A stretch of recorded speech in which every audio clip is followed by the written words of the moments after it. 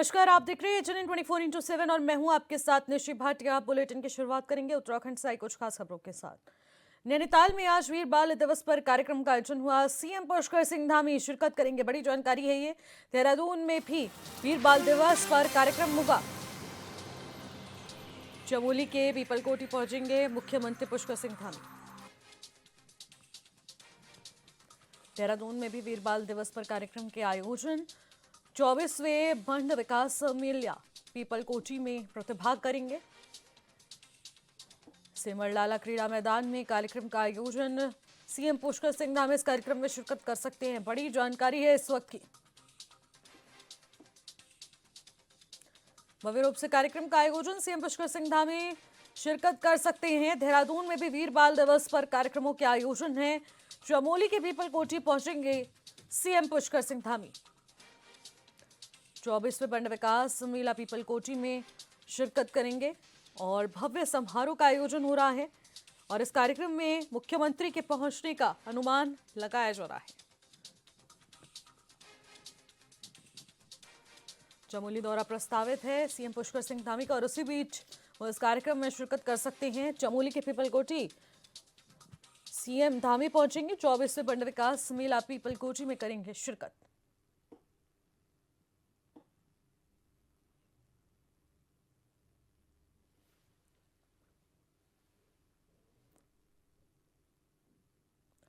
तो देहरादून में वीर बाल दिवस के उपलक्ष्य में तमाम कार्यक्रमों के आयोजन हो रहे हैं, तो पूरे प्रदेश में भी जगह जगह पर इस कार्यक्रमों का आयोजन हो रहा है। चमोली में भी पीपलकोटी में इस कार्यक्रम को लेकर तमाम तैयारियां काफी दिनों से जारी रही।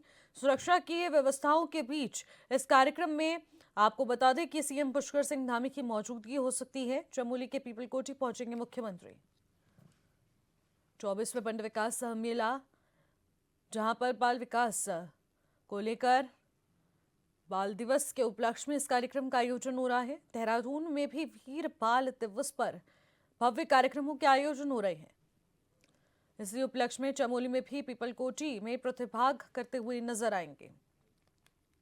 तो इसी खबर पर ज्यादा जानकारी लेंगे हमारे संवाददाता योगेश आर्य हमारे साथ सीधे लाइव जुड़ चुके हैं। योगेश, जानना चाहूंगी क्योंकि आज सीएम पुष्कर सिंह धामी का नैनीताल दौरा रहने वाला है और इससे पहले भी चमोली दौरे पर वो रहने वाले हैं, तो आखिरकार क्या कुछ तैयारियां और उनकी क्या कुछ कार्यक्रम प्रस्तावित है?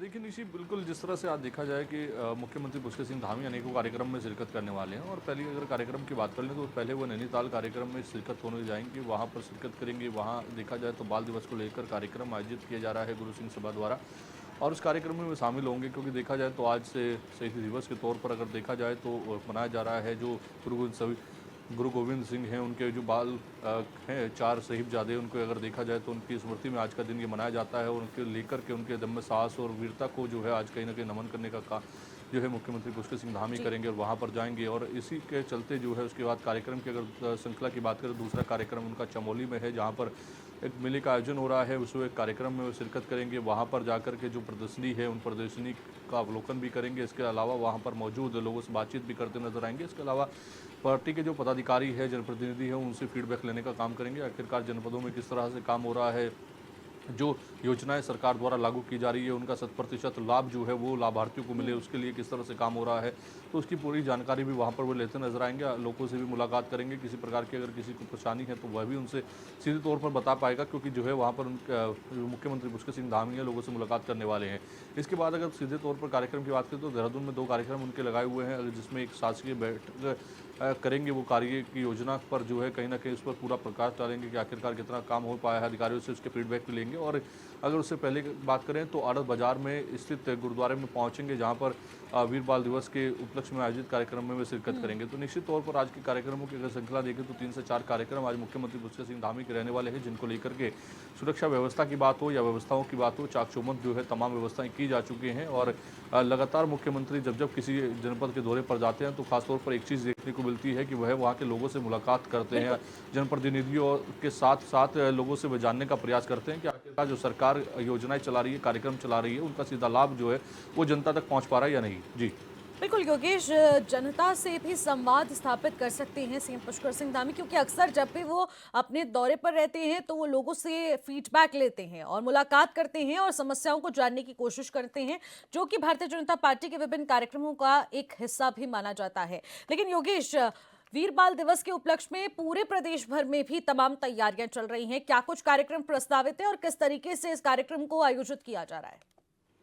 देखिए इसे अगर कार्यक्रमों को देखा जाए वीर बाल दिवस को लेकर के इस बार जो है केंद्र से ही पार्टी लेवल पर ये कार्यक्रम जो है प्रस्तावित किया गया था और कहा गया था कि पूरी भव्यता तौर पर इसको कार्यक्रम को मनाया जाएगा। और इस कार्यक्रम का मुख्य उद्देश्य ये भी रखा गया है कि लोगों को पता चल सके कि आखिरकार वीर बाल दिवस है क्या, क्योंकि वीर बाल दिवस को लेकर के लोगों के अंदर जागरूकता कम है, जानकारी कम है। इसीलिए पार्टी लेवल पर इस कार्यक्रमों को करना, बच्चों तक पहुँचाना है, लोगों तक पहुँचाना, अवेयरनेस करना, ताकि जो है लोग समझ सके कि आखिरकार उन 4 साहिबजादों ने किस तरह से जो है अपनी कुर्बानी दी है, किस तरह से उन्होंने वो लड़ाई लड़ी है, जिस लड़ाई को लेकर के कहा जाता है। और निश्चित तौर पर देखिए कितने इन दिनों की अगर हम बात कर लें तो इन दिनों के चलते जो है अन्य कई कार्यक्रमों की जानकारी तो लोगों को रहती है, लेकिन इसे वीर बाल दिवस के कार्यक्रम की जो जानकारी है वो कम रहती है। इसके चलते जो है प्रदेश लेवल पर कार्यक्रम किए जा रहे हैं। तमाम भारतीय जनता पार्टी के लोगों को इसकी जिम्मेदारी सौंपी गई है।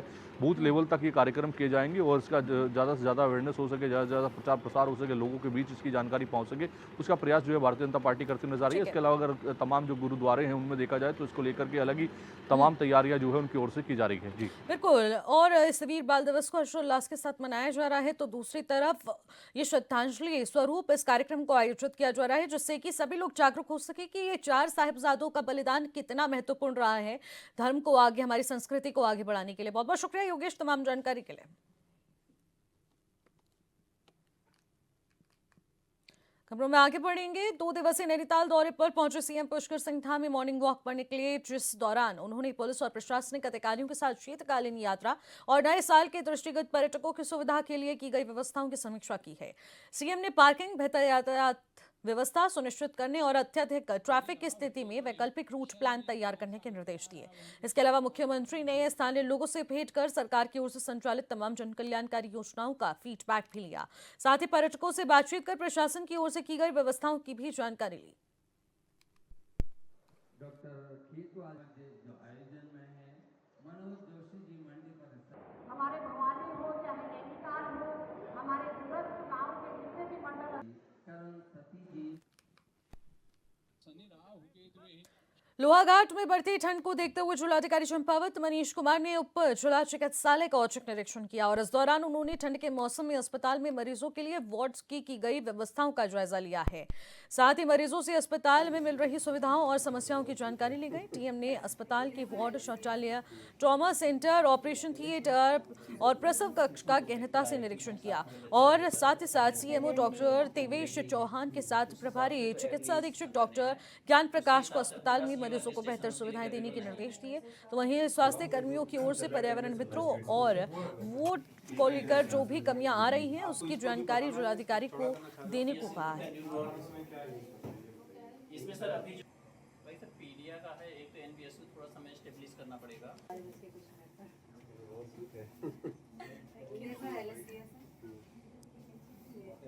देखिए, जैसा विदित है आपको कि माननीय मुख्यमंत्री जी के ये निर्देश हैं कि जितने भी हमारे ऐसे सार्वजनिक स्थल हैं और सार्वजनिक उपयोग के महत्वपूर्ण केंद्र हैं, जिसमें हमारा चिकित्सालय लोहाघाट है, इसमें व्यवस्थाओं की जांच करना और जो कमियां हैं जिस पे हमें त्वरित कार्रवाई करनी है, उन कमियों को ज्ञात करना, उनको पूर्ण करना और यहाँ पे जितने भी मरीज भर्ती हैं उनसे चर्चा करना, उनकी व्यवस्थाओं को सुदृढ़ करना, इन सभी पे माननीय मुख्यमंत्री जी के निर्देश समस्त जनपदों को दिए गए हैं। तत्क्रम में ही हम लोग आज मैं मुख्य चिकित्सा अधिकारी हमारे साथ एक्सीएन पीडब्ल्यूडी यहाँ पर उपस्थित हुए हैं और यहाँ पे जो कमियां हैं, जैसे एक मांग की जा रही है कि ओटी जो है हमारे पास एक ही है, हमारे पास 2 ओटी की यहाँ आवश्यकता है और पर डे हमारे यहाँ फुटफॉल भी अच्छा है। यहाँ पे जो ओपीडी है वो लगभग 200 से 250 लोग आते हैं और साथ ही यहाँ पे जो लेबर का है वो भी ठीक है। यहाँ पे अच्छा काम चल रहा है। यहाँ पे नए पेडिट्रिशियन और एनेस्थीसिया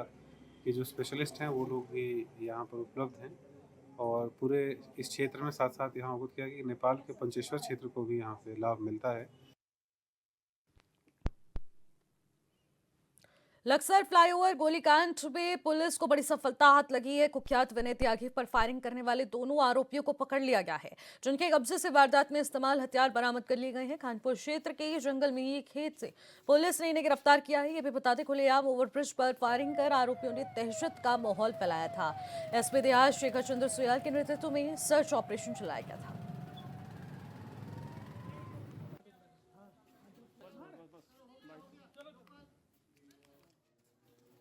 दिन भर लगातार हमारी टीमों ने काम किया। तो कल शाम हमें एक जगह एक बाइक मिली थी जिसमें पुष्टि हुई, जिसके हुलिये से बात तय हुआ कि वही बाइक है जो कल उन अभियुक्तों के द्वारा इस्तेमाल की गई थी। फिर हमें कुछ और बिलोंगिंग उनके मिले थे। तो इस आधार पर हमें इस बात की पुष्ट खबर थी कि वो शायद बिना वाहन के अब कहीं पैदल मूव कर रहे हैं। तो लगातार हमारे मुखबिर तंत्र भी काम कर रहा था और हमारी टीमें काम कर रही। हमें एक पुष्ट खबर मिली कि वो दो संदिग्ध कहीं थाना खानपुर क्षेत्र में किसी सिकंदरपुर गांव के आसपास पाए गए हैं। हमारी टीमों ने तुरंत वहां मूव किया। सीओ खुद इस मामले को और इंस्पेक्टर मामले को लीड कर रहे थे। तो फाइनली वो दोनों अभियुक्त जो कल इस पूरे घटनाक्रम में थे वो हमारी पकड़ में आ चुके हैं। उनका प्रथम दृष्टया जो अभी हम उनसे एक फौरी तौर पर पूछताछ करी है, तो एक ने अपना नाम सन्नी यादव और दूसरा अजय करके अपना नाम बता रहे हैं। बाकी वो हार्डकोर क्रिमिनल हैं दोनों। वो भी जो उन्होंने अभी प्रारंभिक पूछताछ में बताया, कई सारे मुकदमे उन पे भी हैं और विस्तार से उनसे पूछताछ करके क्यों उन्होंने इस घटनाक्रम को अंजाम दिया, इस पूरी कड़ी में कौन लोग थे, क्या थे, इस पे हम विस्तार से चर्चा करने के बाद एक प्रॉपर प्रेस कॉन्फ्रेंस करेंगे और उसमें सारी डिटेल आपके साथ अपडेट।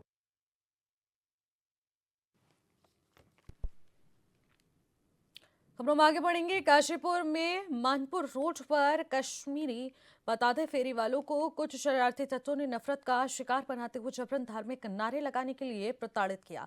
साथ ही उसके विरोध करने पर उसके साथ मारपीट तक की गई। जैसे ही इस घटना का वीडियो सोशल मीडिया पर वायरल हुआ तो धमसिंह नगर के पुलिस कप्तान एसएसपी मणिकांत मिश्रा ने मामले का तत्काल संज्ञान लेते हुए कड़ी कार्रवाई की है। पुलिस मुखिया के निर्देश पर त्वरित कार्रवाई करते हुए कोतवाली में आरोपियों के खिलाफ बीएनएस की धारा के तहत मुकदमा दर्ज कर आरोपियों को हिरासत में ले लिया गया। पुलिस ने साफ संदेश दिया कि जिले में सांप्रदायिक सौहार्द बिगाड़ने वालों को किसी भी कीमत पर बख्शा नहीं जाएगा।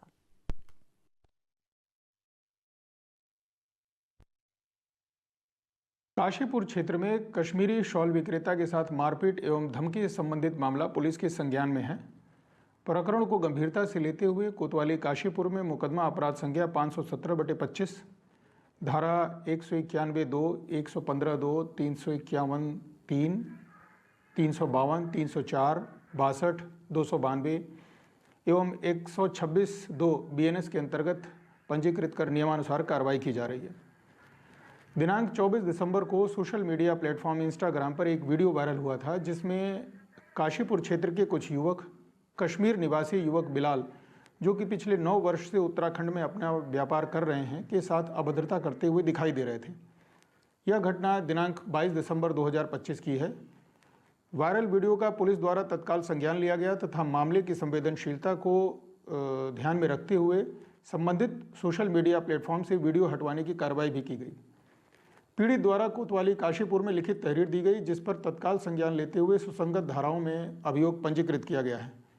वीडियो में दिखाई दे रहे व्यक्तियों की पहचान कर उन्हें पुलिस हिरासत में लिया गया है तथा उनके विरुद्ध वैधानिक कार्रवाई की जा रही है।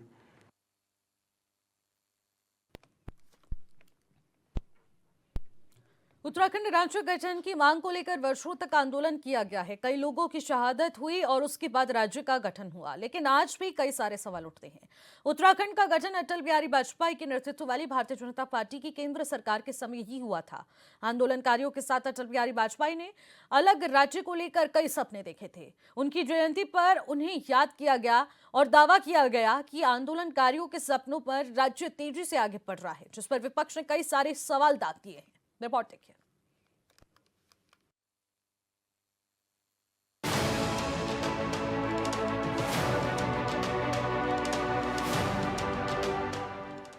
पूर्व प्रधानमंत्री अटल बिहारी वाजपेयी जी की 101वीं जयंती के अवसर पर सत्ता पक्ष और विपक्ष के साथ ज्यादातर नेताओं ने उन्हें भावपूर्ण श्रद्धांजलि अर्पित की है। अटल जी को उनकी गरिमापूर्ण राजनीति और सर्वसमावेशी दृष्टिकोण के लिए दलगत राजनीति से ऊपर उठकर सम्मान दिया गया। अटल बिहारी वाजपेयी जी जब प्रधानमंत्री थे तभी उत्तराखंड राज्य का गठन हुआ था। कहते हैं कि अटल बिहारी ने पहाड़ की जनता को लेकर कई सपने देखे थे, लिहाजा ये जरूरी है कि क्या उनके सपनों को साकार किया जा रहा है। अत्यंत हर्ष हो रहा है कि श्रद्धेय अटल जी की पुण्य स्मृति में आयोजित इस व्याख्यान माला में, जहां पहले सत्र में अभी आदरणीय डॉक्टर रमेश पोखरियाल निशंक जी ने, भाई साहब ने मुझे अभी बताया कि ये दूसरा सत्र हो रहा है। पहले सत्र में माननीय राज्यपाल महोदय अभी यहाँ से प्रस्थान कर गए हैं और इस व्याख्यान माला के माध्यम से अटल जी के जो कालजयी विचार हैं, लोकतांत्रिक मूल्य हैं, राष्ट्रीय भावना, उनको युवा पीढ़ी तक पहुंचाने का बहुत सार्थक प्रयास किया जाएगा। इसके साथ ही इस व्याख्यान माला में उनके व्यक्तित्व पर, उनके कृतित्व पर, उनकी दूरदर्शिता पर और उनकी तीव्र जो निर्णय लेने की क्षमता थी और उसके समकालीन जो भी संदर्भ थे, उनको प्रस्तुत करके हमारे नई पीढ़ी को, नवोदित उदयमान, जिनको देश के विभिन्न विभिन्न क्षेत्रों में जाना है, विभिन्न विभिन्न दायित्वों उत्तरदायित्वों का निर्वहन करना है, उन सभी को राष्ट्र भावना, राष्ट्र सेवा के पथ पर अग्रसर करने का कार्य भी किया जाएगा। पूर्व प्रधानमंत्री अटल बिहारी वाजपेयी जी को उत्तराखंड के निर्माण का मुख्य सूत्रधार माना जाता है। उन्होंने आंदोलनकारियों के वर्षों पुराने सपने को 9 नवंबर 2000 को अलग राज्य बनाकर पूरा किया।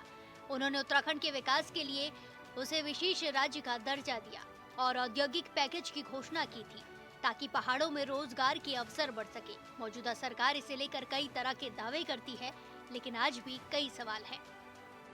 भाइयों बहनों, श्रद्धेय अटल जी का संपूर्ण जीवन हम सब लोगों ने बहुत पढ़ा है, बहुत देखा है। उनको प्रधानमंत्री के रूप में भी देखा है। उनके अंदर एक अटूट राष्ट्रभक्ति थी। जैसा अभी विदुषी ने बताया कि उन्होंने कहा कि हमारी अस्थियों को भी कोई कान लगाकर सुनेगा तो उसमें से भी भारत माता का उद्घोष होगा, भारत माता की जय होगी। तो ये लोकतांत्रिक मर्यादाओं के लिए, मानवीय मूल्यों के लिए उनका जीवन जीवंत प्रतीक रहा, जो आने वाली पीढ़ियों के लिए सदैव एक प्रेरणा का स्रोत रहेगा। उन्होंने एक ओजस्वी कवि के रूप में भी अपने शब्दों के माध्यम से संवेदनाओं को स्वर देने का काम किया। एक प्रखर वक्ता के रूप में अपने विचारों से और तर्कों से अपने विरोधियों का भी सम्मान अर्जित किया। बीजेपी सरकार के मुखिया पुष्कर सिंह धामी कहते हैं कि पीएम मोदी के कुशल नेतृत्व में हमारी डबल इंजन सरकार अटल बिहारी वाजपेयी जी की प्रेरणा को आत्मसात करते हुए राष्ट्र को सशक्त, आत्मनिर्भर और समृद्ध बनाने की दिशा में अनेक ऐतिहासिक कार्य कर रही है। अटल बिहारी वाजपेयी जी ने सेवा, सुशासन और गरीब कल्याण की उस संस्कृति का सूत्रपात किया। उनकी सोच और नीतियां आज भी सामाजिक न्याय, समावेशी विकास और संवेदनशील शासन का मार्गदर्शन करती हैं और सरकार इसे लेकर काम कर रही है। भाइयों बहनों, अटल जी ने भारत को एक सशक्त, आत्मनिर्भर और समृद्ध राष्ट्र बनाने का मार्ग प्रशस्त किया। चाहे वो पोखरण का परमाणु का परीक्षण हो, स्वर्णिम चतुर्भुज योजना हो या प्रधानमंत्री ग्रामीण सड़क योजना हो, जिसका सबसे अधिक फायदा हमारे जैसे प्रदेशों को मिला है। हर गांव संपर्क से जुड़ गया। या दूरसंचार की क्रांति हो, उनके प्रत्येक निर्णय ने भारत को एक नई दिशा देने का काम किया और उन्होंने ही देश में सबसे पहले जो बहुत सारे दलों की सरकार चलाने का, गठबंधन की सरकार चलाने का पूरा कार्यकाल सफलतापूर्वक पूरा करके ये सिद्ध कर दिया कि यदि नीति सही है, राष्ट्र और प्रगति के उत्थान का उद्देश्य हो, तो बहुत सारे दल मिलकर भी सरकार चला सकते हैं और सफलतापूर्वक अपना कार्यकाल पूरा कर सकते हैं। सीएम धामी कहते हैं कि उत्तराखंड तेजी से तरक्की कर रहा है। सभी क्षेत्रों में उत्तराखंड सरकार अन्य राज्यों से बेहतर प्रदर्शन कर रही है। बीजेपी की सरकार में उत्तराखंड के लोग अब पहाड़ों में रिवर्स पलायन कर रहे हैं। किसानों की आय बढ़ रही है। पहाड़ की महिलाएं आज स्थानीय उत्पादों की बिक्री कर अच्छी कमाई कर रही है। पहाड़ के गांव-गांव सड़क पहुंच गई है। श्रद्धेय अटल जी ने देश में सेवा, सुशासन और गरीब कल्याण पर आधारित एक नई संस्कृति है, उसका सूत्रपात किया, जिसने अंतिम पंक्ति में खड़े व्यक्ति को मुख्य धारा में लाने में बहुत महत्वपूर्ण भूमिका निभाई। उन्हीं की प्रेरणा से आज आदरणीय प्रधानमंत्री श्री नरेंद्र मोदी जी के नेतृत्व में देश में एनडीए की गठबंधन की सरकार भारत को समृद्ध, सशक्त और स्वावलंबी बनाने के लिए अनेक अविस्मरणीय कार्य कर रही है। आज प्रत्येक सेक्टर के लिए विशेष कार्य योजना बनाकर योजनाबद्ध तरीके से विकसित एवं आत्मनिर्भर भारत के निर्माण की दिशा में अनेक कार्य किए जा रहे हैं, चाहे वो स्टार्टअप इंडिया हो, वोकल फॉर लोकल हो, मेक इन इंडिया हो, स्किल इंडिया हो, स्टार्टअप इंडिया हो, डिजिटल इंडिया जैसी पहलों के माध्यम से आत्मनिर्भर भारत के सपनों को साकार करने की दिशा में ठोस कदम उठाए जा रहे हैं। आज के समय में केंद्र सरकार की कई परियोजनाओं पर उत्तराखंड में काम जारी है। 2017 से ही राज्य में बीजेपी की डबल इंजन वाली सरकार है और सरकार विकास कार्यों को लेकर दावा भी करती है, जिस पर विपक्षी नेता सवाल उठाते हैं।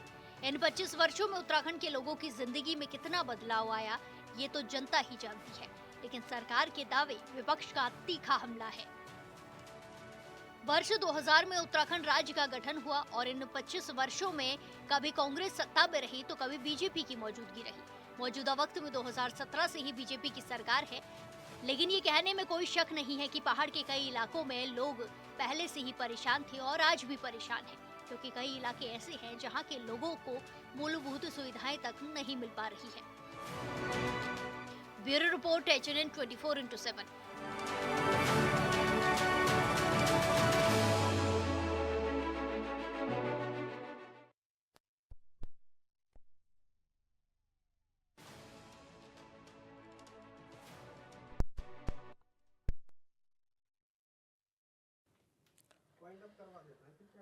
तो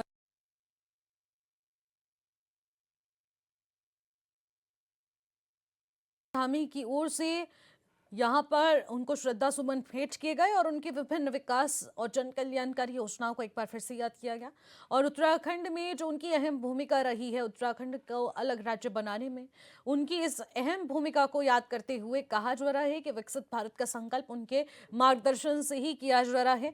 उनके विभिन्न योजनाओं को आगे बढ़ाने के लिए किस तरीके से अब धामी सरकार लगातार प्रयासरत है, उसकी भी जानकारी साझा की गई और उन्होंने बताया किस तरीके से विकास किया जा रहा है।